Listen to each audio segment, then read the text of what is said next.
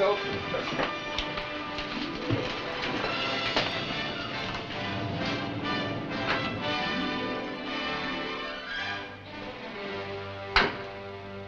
Welcome aboard the Seaview, gentlemen.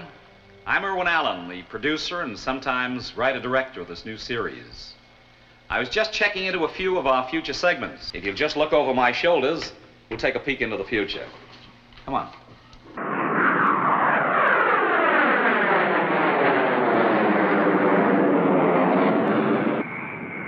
The place, somewhere in the American desert.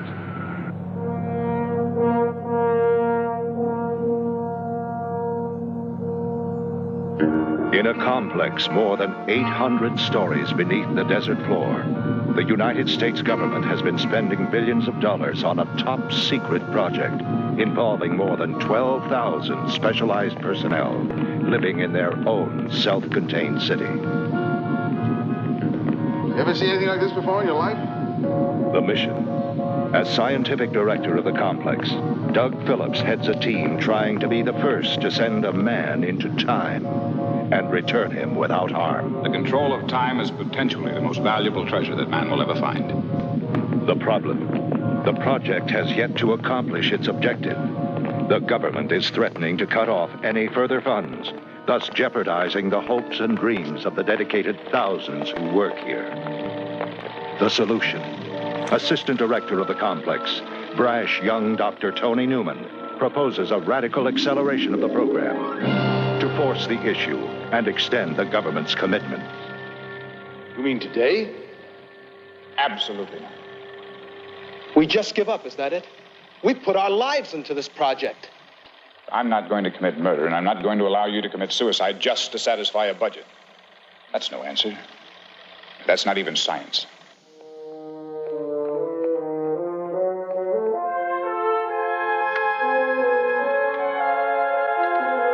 His ideas rejected by his peers, Tony decides to take matters into his own hands and send himself into the time tunnel.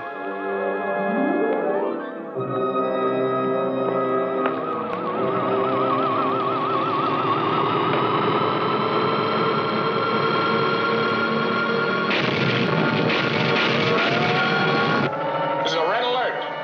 Red alert. All time tunnel personnel report to their stations on the double. Red alert. Red alert. This is a red alert. Red alert. All time tunnel personnel report to their stations on the double. Doug, can't you stop him? Not now, he'd burn alive. George, start the countdown. 14, 13. Pray that it works. All right, start location probe. Jerry, see if you can synchronize the time probe. Ray, give us a power and distance picture. And find what specific radiation Tony used. I'll try. Tony just finished developing a radiation bath. That was the blue mist you saw just before he disappeared. Now, in theory, this should give us a magnetic fix, like a homing device, to enable us to locate him in time. Doug, we've collated the automatic settings that Tony used. The energy he employed could not have sent him more than 100 years forward or back in time. Probably less. And reduce your limits. Ray. I know, Doug. I'm beginning to get some irregular coordination. Unless we can return him here or to some other time zone within seconds, we'll kill him. That's what you're thinking, isn't it? Not exactly. We have a friend that's in danger. You're trying to protect me from that danger. I appreciate that. Tony's risking his life to succeed where I failed. Now, if we don't have the faith in what we're doing here and the guts to back up that faith... You let me go if our positions were reversed? Probably not. I'd turn Tony down. But I'm hoping you're tougher than I am. Prepare your briefing procedure. Ray, you'll be calling the scientific shots from this end. Don't gamble unless you have to, but if you do have to, go for broke.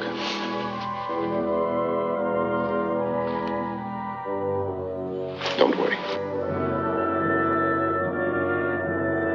16, 15. In the hope of saving his friend's life, Doug joins in the greatest adventure in the history of man. 7, 6, 5, 4, 3, 2, 1, 0.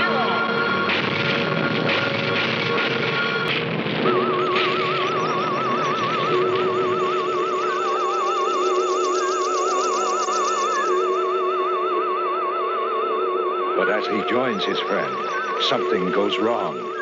Can we establish any limits? Out with circle. Hurry, they're dying! Accelerate power. Two men tumbling helplessly through time. Their lives at the mercy of the events of yesterday, today, and tomorrow. Well, wherever he and Doug are now, at least they're together. If we do this, you realize we may never regain contact with any of them again. Switch them.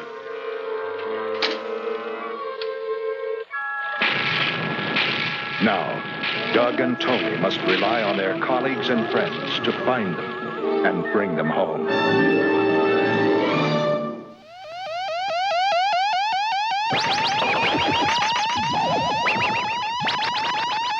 From the man who brought you Voyage to the Bottom of the Sea, Lost in Space, The Time Tunnel, and Land of the Giants. Now comes The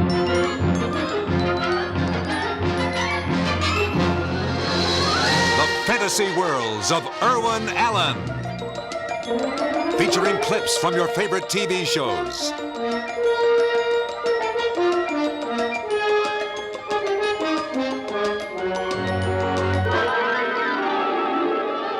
Two American scientists are lost in the swirling maze of past and future ages during the first experiments on America's greatest and most secret project, the Time Tunnel.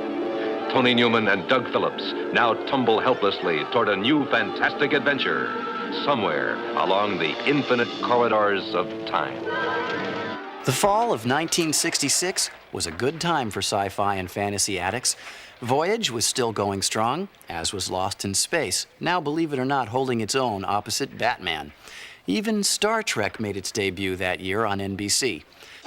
But on Friday nights, right after the Green Hornet on ABC, we could catch the adventures of Dr. Tony Newman, played by James Darren, and Doug Phillips, played by Robert Colbert.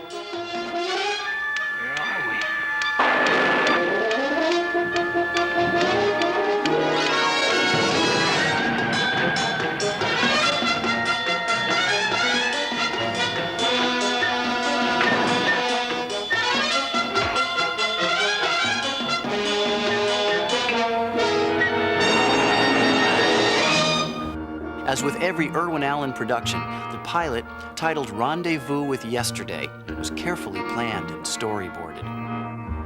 Compare these sketches for the opening sequence with the version as it appears in the final film. This is a red alert. Red alert.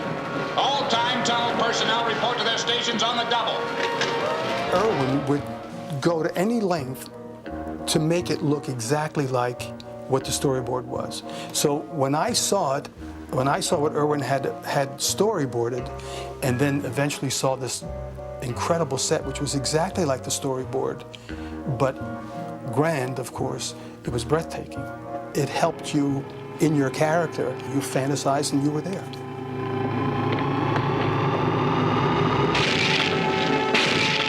To devise the look of the series' most important set, the tunnel itself, Irwin employed virtually every graphic artist and designer he knew, eventually settling on this design. So that's the monster that's cost us all this money, It was enormous. It took 2 sound stages. It had a hypnotic effect, and just as the characters were drawn into the tunnel and taken back into time or forward into time, so was the audience. Former Miss America and former big screen Catwoman Lee Merriweather played Dr. Anne McGregor, along with John Zaremba as Dr. Raymond Swain and Whit Bissell as Lieutenant General Haywood Kirk. We're looking back into time to what's happening. It's a fascinating idea. Can it possibly exist? Can there be somebody floating around somewhere in that thing we call time? I'm one of the men in charge of the station. You must be new here. I'm Dr. Newman. I'm back. I've been here 14 months, mister. I never heard of any Dr. Newman. 14 months? But I've been here every day for the past 7 years. What's the problem, soldier? Jigs? Jiggs, it's me, Dr. Newman. Newman? I never heard of any Newman around here. What are you talking about? You know me. Tony Newman. The pilot episode, which Irwin directed, had a very good feel about it. And once I got into it and realized even more about what this whole time travel thing was about and how interesting it could be week after week, then it became intriguing to me.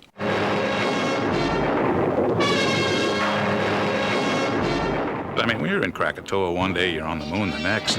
We had the finest stages, the finest sets, the finest location shots. And from our close-up vantage point, it was all so classy and so well done. Minus 45. Launch minus 40 and counting. It's a rocket. Tony, if this is one of those early Canaveral jobs, we could be blown up right here on the pad. Titanic. We will kill Abraham Lincoln. I couldn't wait for what might happen next week. Script-wise, you know, something come in, we would travel to the assassination of Abraham Lincoln, or whatever it might be. Who are you? What are you doing here? What we are does not matter. We are here to destroy you. But as the settings and situations offered the viewers visual variety, some felt that the format of the show was becoming predictable. This is going to be hard for you to understand. But we're time travelers. Captain, you've got to believe me. You are under arrest. Arrest? What do you want with us? We've done nothing to you.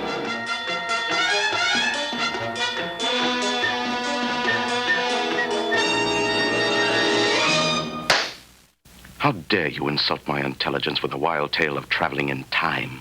You could look at it and say, my God, this is going to be the same thing every week. But I think the stories that took place, the little personal stories of the people involved in those scripts, I think that's what made it interesting to us as actors.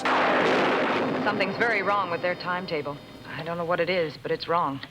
I was always there fixing it. I think I probably made more mistakes than anyone else on the show as far as losing them and not being able to track them. What happened to your time fix? I don't know. It's supposed to be midday. We acted a lot to little sticks with little round circles and faces drawn on them. For one would be Jimmy and one would be Bob. and we would pretend that they were in some sort of peril usually. Our only problem was in finding out exactly what kind of danger were they in. Of course, not every episode stuck to the same formula. In The Day the Sky Fell Down, one of the best and most dramatic episodes of the series, Tony and Doug land at Pearl Harbor on the eve of the Japanese attack. Here, Tony encounters his own father, knowing that he will soon be a casualty. Have we met before? Yes. Many years ago. This situation within that horrible thing at Pearl Harbor was what was interesting to me as an actor, to go there and to see myself as a child. Can Billy and me stay up later tonight? Can we, Daddy? It seems to me that... And then to see my dad, who I had not seen since that time because, of course, he was killed in Pearl Harbor. Tony Newman. I know you. I know you as well as I know my own son. I am your son.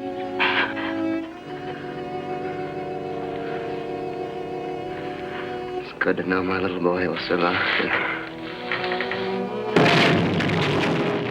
Of course, it wasn't all work and no play for the Time Tunnel's support staff. What is this place? Occasionally, even Lee Merriweather and Whit Bissell got into the action. I was thrown back in time to the French Revolution, and I played the part of a French officer who was an ancestor of mine. Louis the 17th? No, I will not permit it!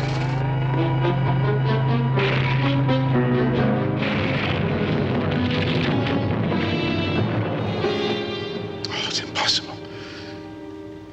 My ancestors came from Scotland, not from France. Only you must admit it's a rather startling resemblance. Wrong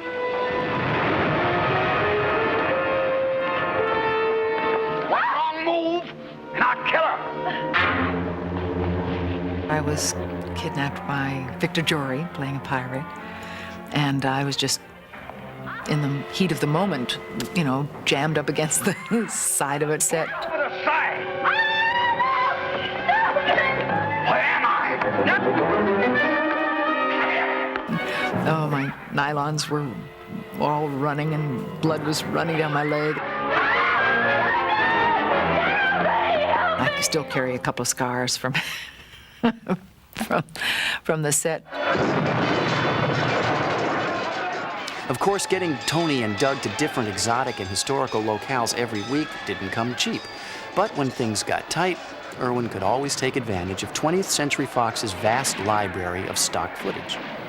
When we had Khyber riflemen, we had 20,000 Khyber riflemen, see. We didn't just have 6 guys out of the stunt union coming out there riding old nags. We had some great stock footage shots.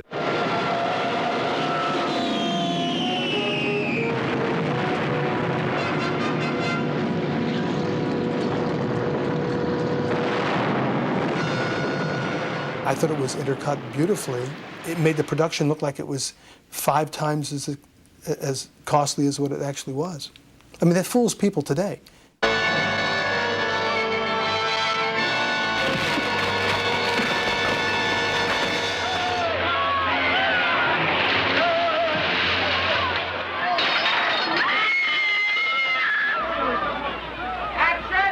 He was a pioneer. He was a man who always knew what was going on all of his sets, all of his scripts, all of his writers, directors, crews, cast. He was the consummate professional producer. Irwin, you know, he was all right. He was a very sensitive man. He hired good people, and that's why they've stuck with him all those years, because they could relate to almost anything he did, even though it's fantasy. But fantasy, we live in fantasy more than we live in reality. And I think that's why there was always a place for an Irwin Allen. Although The Time Tunnel was one of Irwin's personal favorites, it lasted just 1 season. And despite the fact that there were only 30 episodes produced, it continues to be an audience favorite around the world. Irwin Allen really was ahead of his time. The Time Tunnel.